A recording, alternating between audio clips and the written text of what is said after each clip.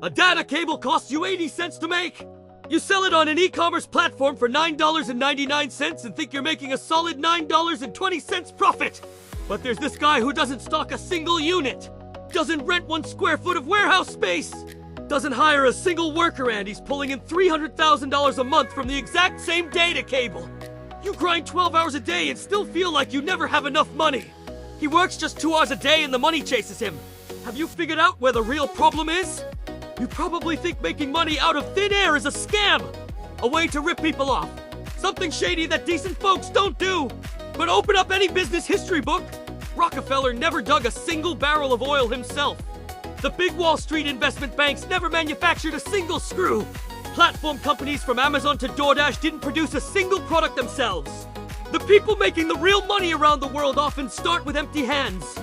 You might feel like this is just for capitalists with special privileges and has nothing to do with you, but that's exactly the mindset you need to break. In this video, we're going to break down the core logic of making money out of thin air in 3 layers, step by step. By the end, you'll realize you don't lack cards, you just thought you needed cards before you could even sit at the table. Economist Yuval Noah Harari pointed out in Sapiens that humans rule the planet not because of strength, but because of our ability to create fictional stories. Apply that same logic to business. Whoever controls the information gap owns the printing press. It's like a bridge over a river. People on both sides don't know the other side even exists. You stand on that bridge, buying with your left hand and selling with your right, never touching the goods, never taking any inventory risk. In economics, this is called information arbitrage. Wall Street has been living off it for over 100 years. You see real examples all around you. Those trade intermediaries in places like the big US import hubs don't know how to manufacture anything, but they know exactly what kind of string lights Middle Eastern buyers want and what price point of slippers the African market needs. They connect factories with overseas buyers and make more profit on a single deal than the factory makes in a whole month. The factory thinks it's making money, but the middleman is the one eating the meat. You think this is just small-time business? Market makers on Wall Street do exactly the same thing, they just add a few more zeros to the numbers. The first layer is just using other people's information to make money. The second layer is even more ruthless, using other people's resources to make money.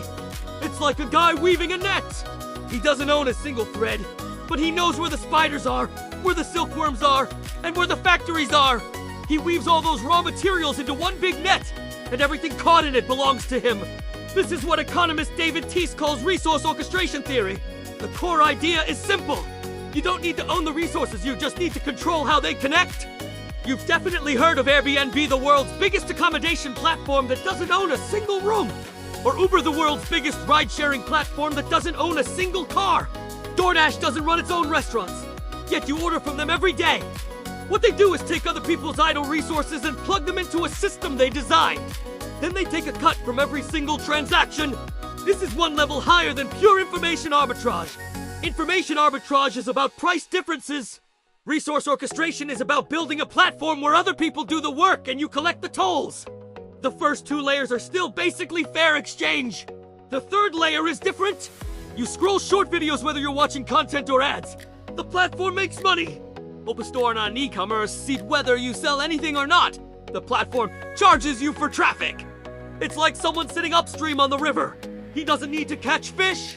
He just builds a gate on the river, and every fish that swims by has to pay a toll. This is what economists call platform economics and two-sided market theory. Jean Tirole, who won the 2014 Nobel Prize in Economics, proved it with math. When you control the connection channel between buyers and sellers, you own the pricing power. You don't need to produce anything. You just need to make sure everyone can only trade through you. On Amazon, millions of sellers move every item and Amazon takes its cut. On TikTok, tens of millions of creators post every video and Meta makes money on the ads. You think you're the user, but actually you're the product being priced. Summary: how do you take action? The people who really make big money don't create value themselves. They make sure the value has to pass through their pipeline. So what good does knowing this do? You don't need to copy Rockefeller or Bezos. Start with the information gaps and resource differences you already have. First, find a small area where you know just a little bit more than others. You don't need to know everything, you just need to know one step more than your customers. For example, if you've been a designer for 3 years, you know better than any client which designers are reliable. which ones charge fair prices, and who delivers fast. That's your information gap. You can become the middleman. Learn to turn other people's skills into your product. You don't have to know how to edit videos yourself. You can find 3 people who do, package them as a service, and sell it to small business owners who can't find good editors. You're earning the orchestration fee once you build up a decent number of users. Try creating a small closed-loop system, even if it's just a group chat, a community, or a simple app so that buyers and sellers get used to connecting only through you. Then you have your own little gate. From information gaps to resource orchestration to building your own small closed loop, none of these steps require big capital. They just require you to look at problems in a new way. When you look back at the phrase making money out of thin air, you'll realize it's not a scam. It's the underlying operating rule of the business world. Every business that makes serious money is essentially doing the same thing, standing at both ends of value creation, then becoming the only bridge in the middle.